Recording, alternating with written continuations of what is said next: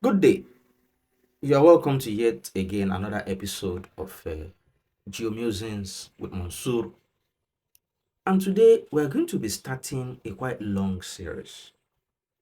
And that series is about the Strait of Hormuz. The Strait of Hormuz in Iran and its adjoining environment. You must have been hearing that name recurring in a number of my videos. And it is because that location is a major economic and military flashpoint at this time, especially concerning the Iran versus America war that is going on. But you see, to understand fully the economic significance of the Strait of Hormuz, it is important that we discuss this topic today. And this topic, I have tagged it, What About the Strait of Hormuz? The Petrodollar Story. Again, the topic is What About the Strait of Hormuz? The Petrodollar Story. Now, how did the dollar that we know, that we always know, become the petrodollar? The petrodollar essentially means the dollar becoming the reserve currency of the world. The dollar being promoted from the currency of America to the currency of the world. When there is economic pressure, when there is a recession, where there is an economic crunch, everybody all over the world starts racing around for dollars. So much so that some countries are such that the American dollar is actually the de facto currency. In fact, in some places in Nigeria, if you want to rent a house, if you want to buy a car, sometimes if you want to buy suya, you want to go to a club, you pay in dollars. How did the dollar become like that? This is the story. Now, sometimes in 1974, the then Secretary of State of the United States of America, his name was called Henry Kissinger, did a deal with a then foremost prince in Saudi Arabia, Prince Fahd. And what was the deal? The deal was that every single liter, every single drop of crude oil that Saudi Arabia exported to the world must be such that it must be denominated in dollars. What it meant essentially is that for every single liter of crude oil that Saudi Arabia exports to the rest of the world, Saudi Arabia must insist that it must only be paid in the US dollar and not any other currency.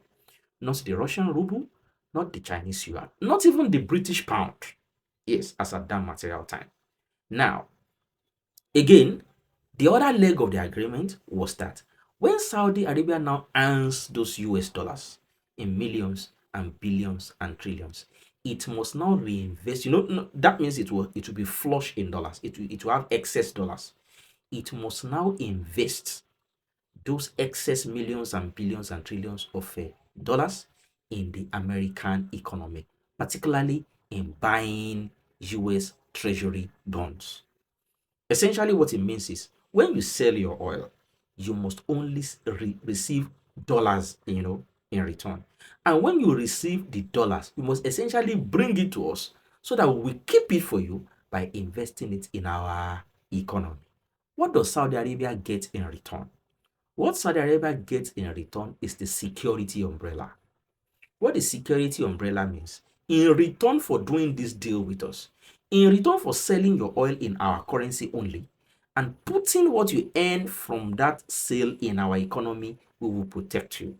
We will ensure any and everybody that wants to attack you is a what? Is repelled, including our so-called nuclear umbrella, because America was at then a nuclear power.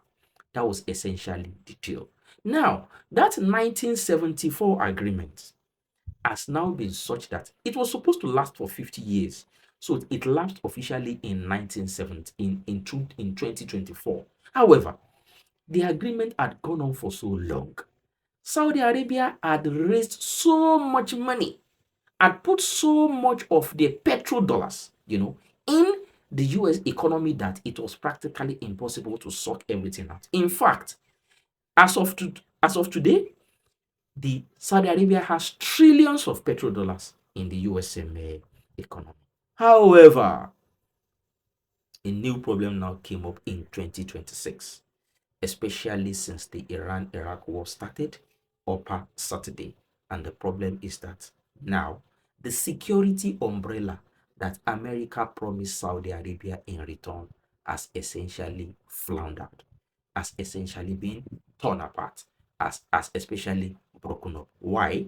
Because Iran is currently attacking each, not just Saudi Arabia alone, but each of those Gulf states furiously, and there is hardly anything the as in America can do about it. It is so bad that Iran is even hunting American soldiers all over, not just Saudi Arabia alone, but even those Gulf countries, including Saudi Arabia itself, the UAE, Qatar, Bahrain, Oman, Iraq, and all. And there is hardly anything they can do about it. Now, that is the foundation. That is the story of the petrodollar.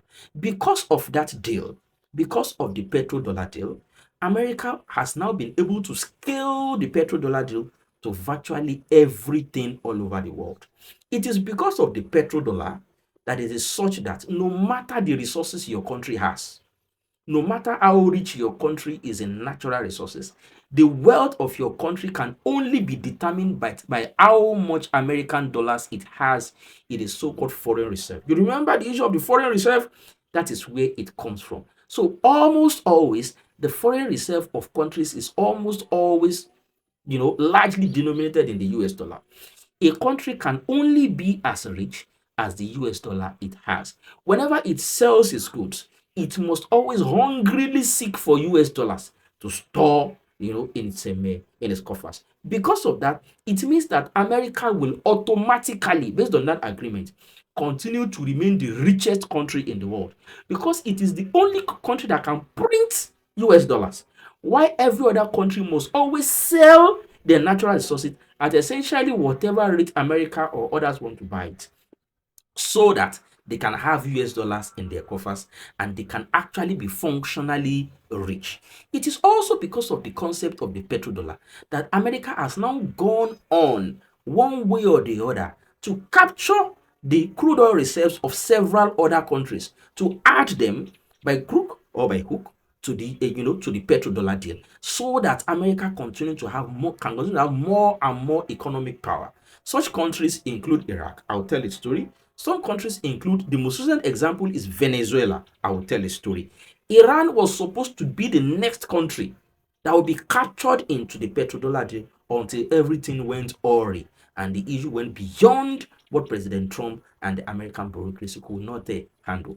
The petrodollar is also the reason why America has the power of sanctions, why America has the power of tariffs. It is a major toolkit that America uses to punish, uses to subdue, uses to pressure countries and their populations. For example, Cuba has been under American sanctions for the past 60 years. For a lot of people among us, the sanctions regime of Cuba is older than a lot of people.